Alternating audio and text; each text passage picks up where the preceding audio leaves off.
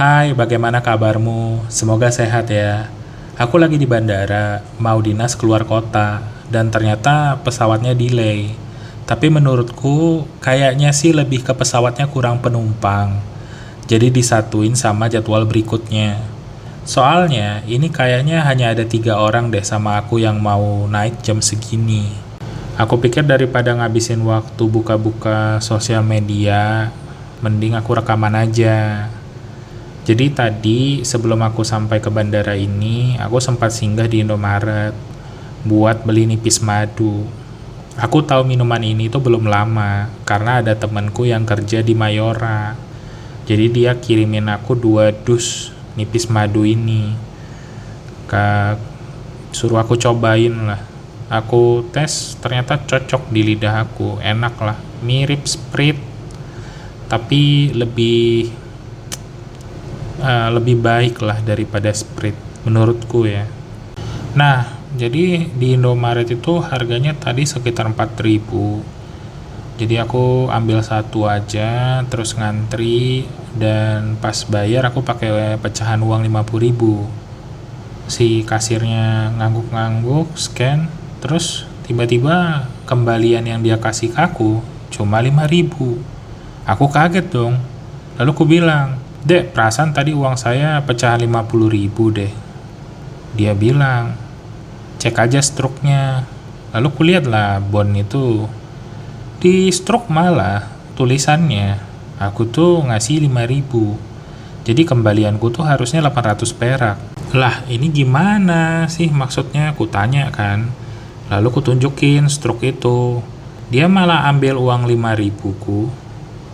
Terus dibilang, "Oh berarti pas, nggak ada kembalian kalau struknya kayak gitu."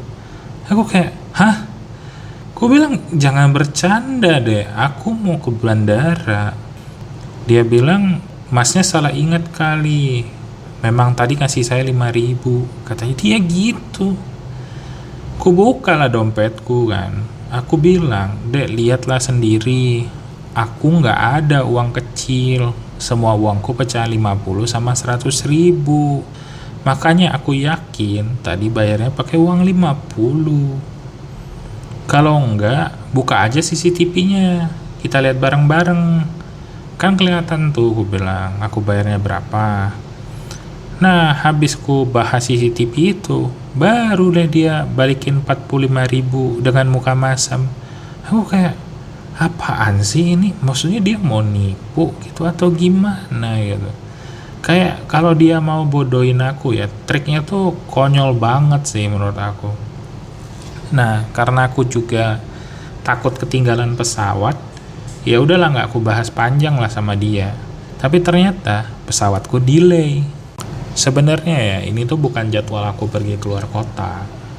Jadi, kemarin kan di video sebelumnya aku ada cerita, ada suami karyawan baru datang buat keributan, lalu pengen minta istrinya berhenti. Dan akhirnya, ternyata si karyawati baru ini memutuskan untuk berhenti. Dia bilang malu, udah bikin ribut. Takutnya nanti suaminya bikin masalah lagi lah di kantor. Jadi dia memutuskan untuk tidak lagi bekerja. Masalahnya saat itu dia tuh udah dikasih jadwal, udah dikasih beberapa bagian lah untuk dia pegang. Gara-gara dia berhenti tiba-tiba, berantakanlah jadwal itu. Akhirnya yang harus berangkat keluar kota jadi ngambil alih kerjaan dia. Sementara yang tugas keluar kota ini akhirnya aku yang gantiin sekarang. Sejujurnya ya, aku rada males untuk nanganin klien yang mau ku kunjungin ini. Bahkan dulu aku tuh udah sempat minta nggak usah nanganin dia lagi. Alasannya tuh simple. Waktu dulu urusan sama dia, kayaknya sekitar 2 tahun yang lalu deh. Aku ngelihat dia tuh orangnya tuh temperamen banget. Bahkan satu kali itu di pertemuan pertama itu, aku ngelihat dia nempeleng gitu, menampar karyawannya di hadapanku. Aku nggak paham tuh maksudnya, apakah dia mau menunjukkan dia superior atau menunjukkan dia tuh hebat atau apa ya. Tapi menurut aku tuh itu sangat mengganggu.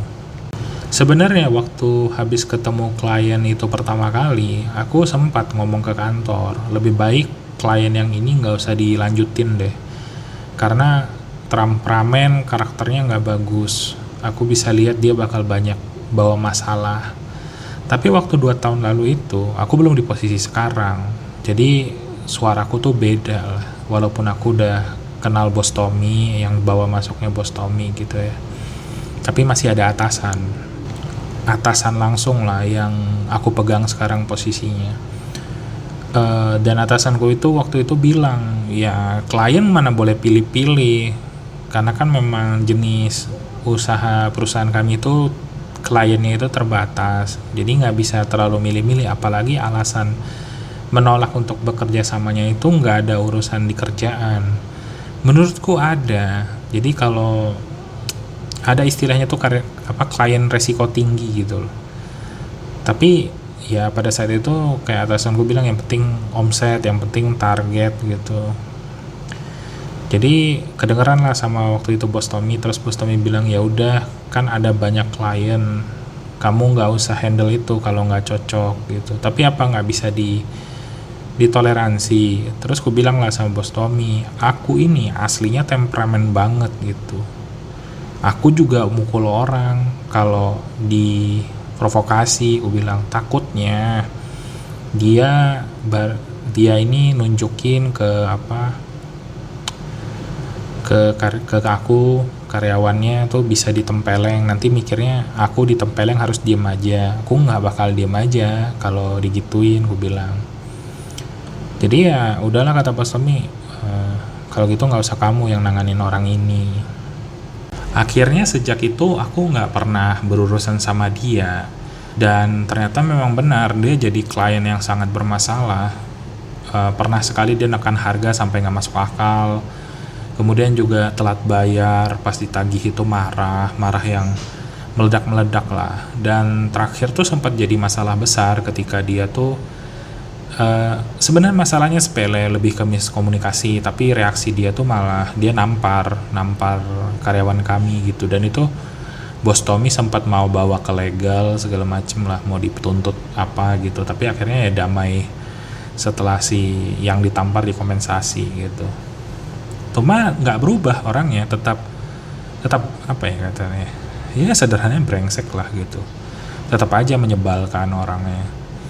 Dan alasan dipertahankan itu dia ini ada keluarga sama pejabat lokal lah, jadi kayaknya sepupunya gitu, itu memang punya kuasa lah di daerah, pejabat daerah gitu.